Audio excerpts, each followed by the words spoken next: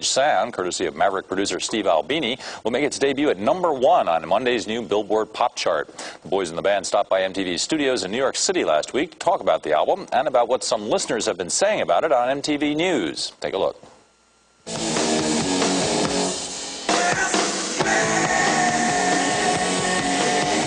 A lot of the lyrics I thought were just thrown in. I mean, they could have deeper meaning, and I tried to really analyze them. But some of these lyrics just seem like, I think if I was stoned when I listened to it, I might like it better. But I don't do that anymore. That's it. I'm in college. It's target marketing. The first couple of songs were pretty good. The fourth song, Rape Me, I was not too happy with that song. I found it kind of offensive. It's an let me repeat that, anti-rape song. I don't know, I just thought, got tired of people trying to put too much meaning into my lyrics, you know, it's being too, not making enough sense, you know, so I decided to be really blunt and bold. But we had an idea of a sound that we've been wanting for a long time, you know, because of Steve Albini's production from a lot of other bands like Breeders and the Pixies and stuff like that. It's just that sound that we really like, and we thought that sounded so natural and real. It has a really beautiful ambience to it.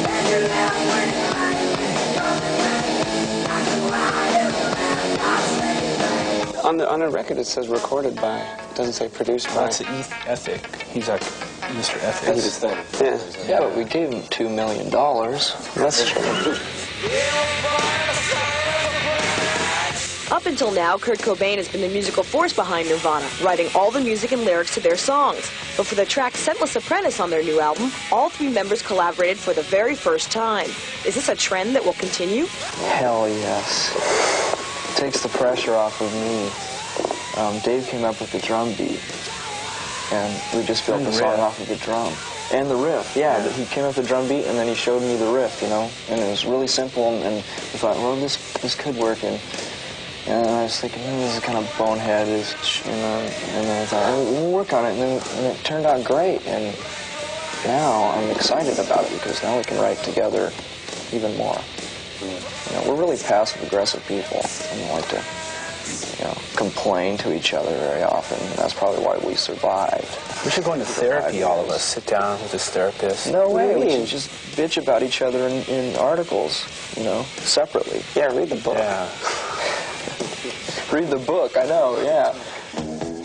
Nirvana's authorized book, Come As You Are, filled with intimate details of the trio and their rise to the top, is just as revealing to the band as it is to their fans. I learned a lot from that book. Yeah. I learned a lot from almost, you know, the first 2 chapters, but I should just shut up sometimes.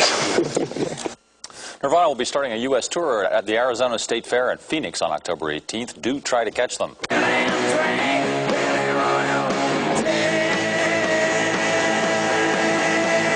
The last band you'd expect to want to tour arenas is on an arena tour, even after laying plans to lose the mass appeal they gained with the colossal success of their breakthrough album, Nevermind.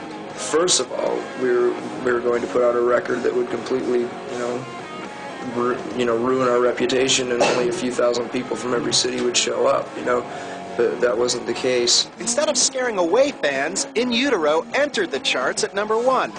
Well, they could still tour clubs. Then we realized that because of the production costs, and because we have to bring our own lights and our own PA and all that stuff, it costs a lot of money. And if we were to just play like venues and clubs and stuff, we'd be totally in the hole, you know.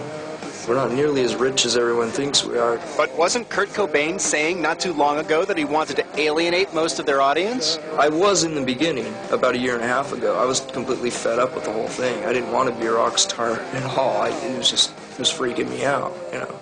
But I've had 2 years to recuperate. So now a well-rested and better-adjusted Nirvana is hitting the big halls, from 5,000 to 20,000 seats, with guitarist Pat Smear helping to make the loud louder.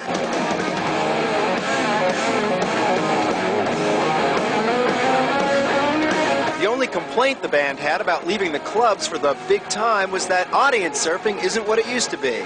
You know, I used to be able to jump out in the audience, and then the audience would like carry me all the way to the back and like roll around all the way to the back, and it was really fun. And it was like a celebration, like everyone's jumping, you know, throwing like up a in the big air and beach ball. everything. Yeah, like a beach ball at an arena rock concert. But these kids just, some of them just don't understand that. They're not used to that. So it's all they know how to do is to tear people apart. Rough surf aside, the show was a success for Nirvana, who had no complaints about lack of intimacy playing to 18,000 fans. It's great.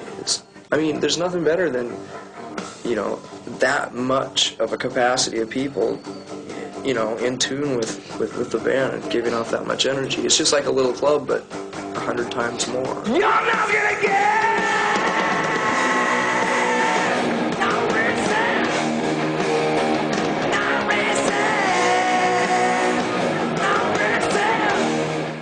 Nirvana will be playing Chicago on Monday, Milwaukee on Tuesday, and on Wednesday, Kalamazoo, Michigan.